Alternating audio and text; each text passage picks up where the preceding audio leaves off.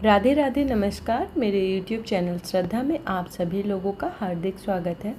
उम्मीद करती हूँ कि आप सभी सुखी और स्वस्थ होंगे, भगवान की भक्ति में व्यस्त होंगे। सर्वप्रथम आप सभी लोगों को जीवित पुत्रिका की हार्दिक शुभकामनाएं। आइए जानते हैं आज इस वीडियो के माध्यम से जीतिया व्रत कथा तथा उनकी पूजन विधि के बारे में विस्तार पूर्वक। जीतिया व्रत हर साल अश्विन मास की कृष्ण पक्ष की सप्तमी से नवमी तक किया जाता है। सप्तमी को खरना करके अष्टमी को व्रत रखा जाता है और फिर नवमी तिथि को व्रत का पारण किया जाता है। जीतिया व्रत की कथा में 3 कथाओं का वर्णन किया जाता है प्रमुख रूप से। जीतिया पर्व सबसे पहले हम सभी जान लेते हैं कि जीतिया व्रत क्यों किया जाता है, इसका खास महत्व क्या है, किस लिए ये किया जाता है। जीतिया पर्व संतान की सुख समृद्धि के लिए रखा जाने वाला व्रत है। इस व्रत में पूरे दिन निर्जला यानी कि बिना जल ग्रहण किए व्रत रखा जाता है।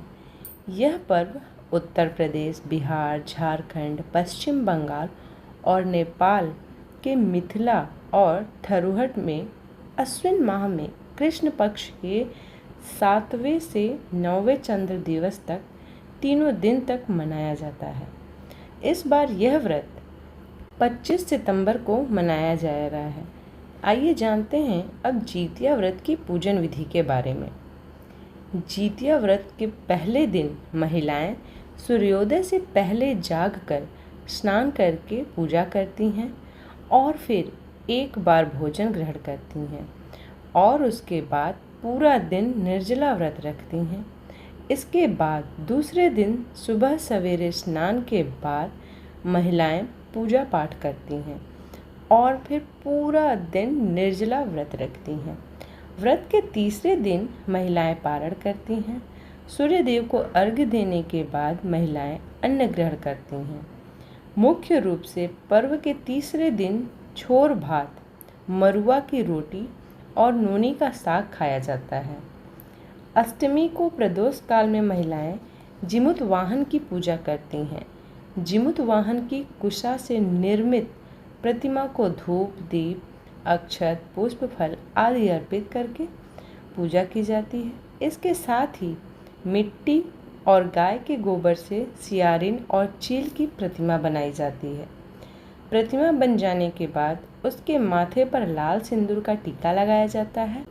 इन सारी चीज़ों को करने के बाद जीतिया व्रत की कथा को सुनते हैं। जीतिया व्रत की कथा के अनुसार एक बार एक चील और एक मादा लोमड़ी नर्मदा नदी के पास हिमालय के जंगल में रहते थे। दोनों ने कुछ महिलाओं को पूजा करते और उपवास करते देखा और खुद भी इसे करने की कामना से उपवास के दौरान लोमड़ी को बहुत भूख लग गई और वह जाकर चुपके से मरे हुए जानवर को खा लिया। दूसरे ओर चील ने पूरे समर्पण के साथ व्रत का पालन किया और उसे पूरा किया। अगले जन्म में दोनों ने मनुष्य रूप में जन्म लिया। चील के कई पुत्र हुए और वह सभी जीवित रहे, लेकिन सियार के पुत्र होकर मर जाते थे। इससे बदले की भावना से उसने चील के बच्चों को कई बार मारने का प्रयास किया, लेकिन वह सफल नहीं हो गई। बाद में चील ने सियार को अपने पूर्व जन्म की जीतिया व्रत के बारे में बताया। इस व्रत से सियार ने भी संतान सुख प्राप्त किया। इस तरह यह व्रत संतान सुख की प्राप्ति के लिए जगत में प्रसिद्ध हुआ है। अब जानते हैं जीतिया व्रत से जुड़ी दूसरी कथा के बारे में। इस कथा के अनुसार जिमुत वाहन गंधर्व की बुद्धिमान और राजा थे। कथा के अनुसार जिमुत वाहन गंधर्व के बुद्धिमान राजा थे। जिमुत वाहन शासक बनने से संतुष्ट नहीं थे और परिणाम स्वरूप उन्होंने अपने भाइयों को अपने राज्य की सभी जिम्मेदारियां दे दी और अपने पिता की सेवा के लिए जंगल चले गए। एक दिन जंगल में भटकते हुए उन्हें एक बुढ़िया विलाप करती हुई मिली। उन्होंने बुढ़िया से रोने का कारण पूछा। इस पर उसने बताया कि वह सांप के परिवार से है और उसका एक ही बेटा है। शपथ के रूप में हर दिन सांप पक्षी राज गरुड़ को चढ़ाया जाता है और उस दिन उसके बेटे का नंबर था।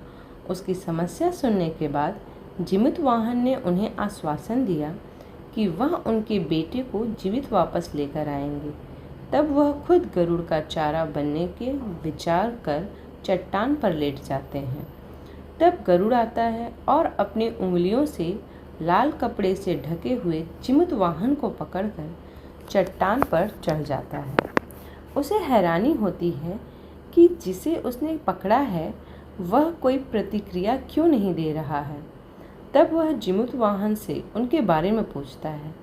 तब गरुड़ जीमूतवाहन की वीरता और परोपकार से प्रसन्न होकर सांपों से कोई और बलिदान नहीं लेने का वादा करता है। मान्यता है कि तभी से ही संतान की लंबी उम्र और कल्याण के लिए जितिया व्रत किया जाता है।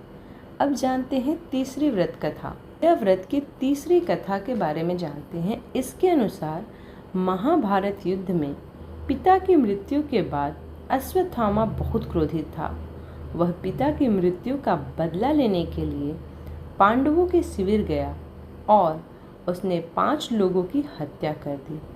उसे लगा कि उसने पांडवों को मार दिया, लेकिन पांडव जिंदा थे। जब पांडव उसके सामने आए तो उसे पता लगा कि वह द्रौपदी के 5 पुत्रों को मार आया है। यह सब देखकर अर्जुन ने क्रोध में अश्वत्थामा को बंदी बनाकर दिव्य मणि छीन ली। अश्वत्थामा ने इस बात का बदला लेने के लिए अभिमन्यु की पत्नी उत्तरा के गर्भ में पल रही संतान को मारने की योजना बनाई। उसने गर्भ में पल रहे बच्चे को मारने के लिए ब्रह्मास्त्र चलाया, जिससे उत्तरा का गर्भ नष्ट हो गया। लेकिन उस बच्चे का जन्म लेना बहुत जरूरी था, इसलिए भगवान कृष्ण ने उत्तरा के मृत बालक को फिर से जीवित कर दिया। गर्भ में मरकर जीवित होने के कारण से इस तरह पुत्र का नाम जीवित पुत्रिका और परीक्षित हुआ। तब से संतान की लंबी आयु के लिए जितिया व्रत किया जाता है। उम्मीद करती हूँ कि आज की ये वीडियो आप लोगों के लिए सहयोगपूर्ण हुई हो और आप लोगों को ये वीडियो पसंद आई हो। आप सभी व्रती महिलाओं को जीवित पुत्रिका की हार्दिक शुभकामनाएं।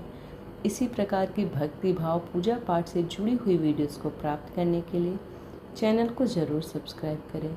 मिलते हैं अगले वीडियो में, तब तक के लिए राधे राधे।